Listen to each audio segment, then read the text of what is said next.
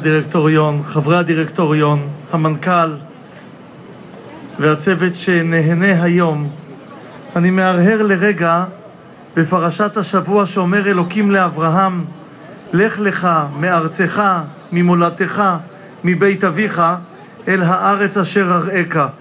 זה לקח לו קצת זמן, אבל יכול להיות שאם היה מטוס כזה, יכול להיות שזה היה קצת יותר מהר. אנחנו נמצאים כאן היום בפרשה מיוחדת.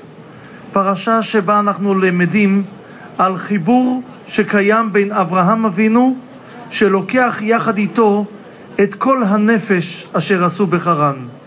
אברהם ושרה לא דואגים רק לעצמם, אלא לוקחים ביחד איתם גם את האנשים והנשים, כל אלו שהרגישו קרובים אליהם, כל אלו שהרגישו כחלק מהם.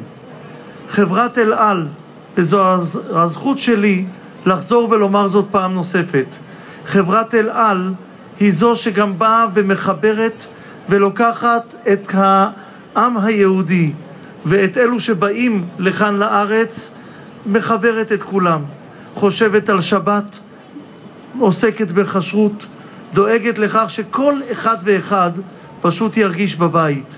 וכאשר אתה נמצא באיזה מקום שלא יהיה, ואתה רק עולה על כבש המטוס, ואז רואה את הפנים המחייכות של הדיילים, אתה אומר להם, הגענו הביתה.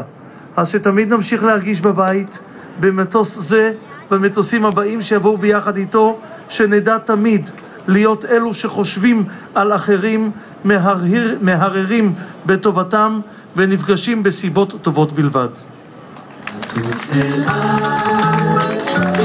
תודה רבה לכבוד הרב.